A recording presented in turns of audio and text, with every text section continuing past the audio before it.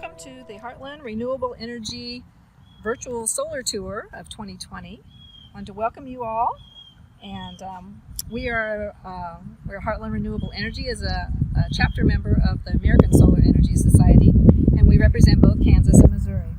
And I have with me today, I'd like to introduce John Lueders. He is the owner, along with his wife Jeannie, of this beautiful home and their solar system.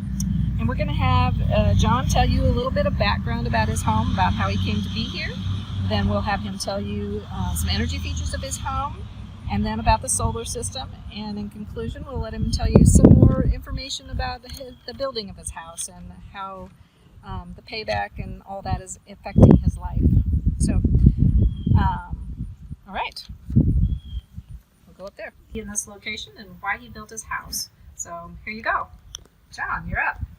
Well, my wife and I, Jeannie, and I moved down here to the Kansas City area to be closer to my son and his family that he started down here. So he lives over near the Liberty area, and he's got two boys, 7 and 5. So we wanted to be a part of their lives and watch these two young men grow up and be a part of their lives in a way we couldn't if we lived back in Iowa. So that brought us down here, and we were planning to build a new house, whether we stayed up in Iowa or moved down to be closer to one of our sons.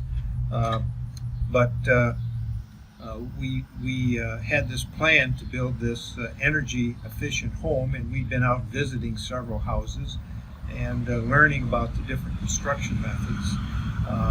So when we came to the Kansas City area, we were able to find a contractor who specialized in this type of work. And we told them that we're interested in building a net zero energy home, which would probably end up being a custom home, because a lot of the home builders in the area had various plans they put together, but none of them necessarily addressed the net zero energy home aspect. So the first part of the design is to minimize the amount of energy that you need, and then to be able to create the energy that you do use here in the home. So the best or the cheapest way to do this with the solar panels to make the energy on a home that already was designed to be a low energy consumer. Okay, with that, John, why don't you tell us about the energy features of your home and how it was built? All right. Well, to reduce the amount of energy that we use, we started off with a metal roof. Metal roofs are known to be able to reflect a lot of that radiant energy that comes at us from the sun. And to go with a standing seam, because that gave us a way to mount the solar panels on the roof. Next, we looked at the building shell, and we went with the 2x6 wall construction with the spray foam insulation. That sealed up the home rather well. This house was built with a 5/8 inch sheathing over the 2x6 walls, and then it has a 1 inch thick extruded polystyrene hardboard insulation on the exterior of that sheathing to help block that heat flow that comes through the 2x6 studs. Next, when it comes to windows, we were looking for a good window here for the Kansas City area that isn't necessarily triple pane, but it is a double pane window with a 3/4 inch gap in the window, or spacing between the panes of glass. And it also is metal coated and argon filled. These windows were rated to be exceptionally tight, soft light windows, and that's one of the things that they have up front in their literature, is how little infiltration that you do get with these windows. So starting out with a foam insulation building and then putting in very tight windows adds to the ability of the building shell to resist that infiltration that we can get. So those are some of the main aspects. Now the foundation is also insulated. There's a 2-inch hardboard insulation on the foundation walls, and then on the inside of the wall there's a closed cell foam insulation on the inside of the concrete walls. below the lower levels concrete slab, there's also a 2-inch hardboard extruded polystyrene insulation that helps keep the heat from the home from simply leaking down into the earth all around us. Now for heating and air conditioning, it's a ground source heat pump. So we have a 4-ton ground source heat pump. So we have almost 4,000 square feet of conditioned area between the lower level and the upper level. 2 bedrooms up, 2 bedrooms down, and 2 full baths and 1 half bath at this point. So anyway, the home with the ground source heat pump on average uses about 35 kilowatt hours of energy a day to run it. Now that's on average, so that takes into account the winter and the summer differences that you get. But we, on average, produce about 65 kilowatt hours of energy. So the home has the ability to create quite a bit more energy than what it can consume. So yeah, stop right there and then go ahead and tell them the size of your system, and so a little bit more about that, and then you can talk to them about how much energy you consume out of that. Okay.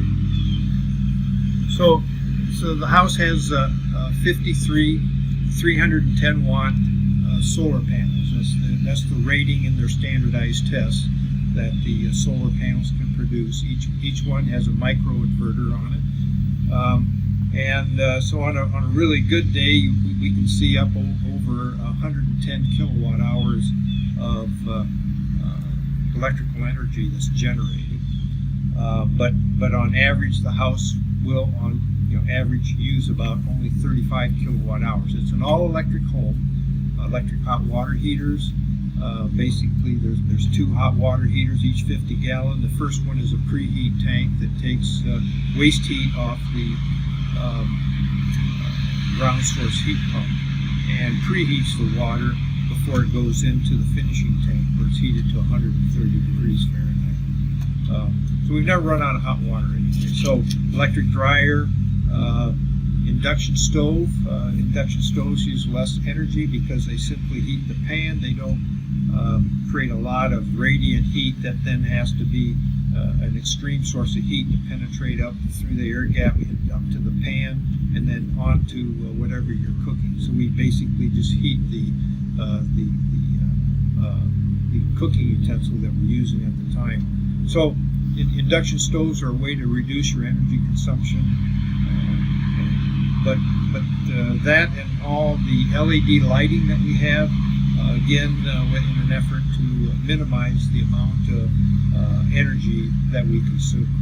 So with an all-electric home, we don't have to pay service charges for natural gas. There's no natural gas that's piped up to the house.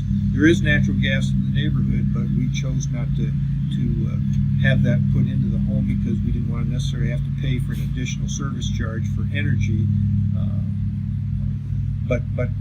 So it's all electric home with a 400 amp service. This is a much higher service than what typically people get, but because we intended to have 2 electric cars in the near future, we needed that extra size in order to do car charging without causing circuits to overload. But anyway, the garage is wired for level 2 charging for electric cars, and the system is rather complete and very robust. Very little maintenance that's needed on any of these components. So. All right. Well, thank you very much, John. That's Yeah. great. We have a couple questions for you. Sure. Why would you encourage others to go solar? Well, I guess I'm a person that understands the importance of addressing climate change, and I feel like we all have a responsibility to do that. And I believe that the technology is far enough along that it is very dependable and can produce an acceptable payback for the additional investment that one has to make in the home. And another question, what do you know now that you wish you'd known before you built your house? Well, I think that one of the things that I've often thought, we were up in Iowa while the house was being built, and we made several trips down here to work with the contractors and the general contractor to make sure they understood what we were looking for. The architect did a good job of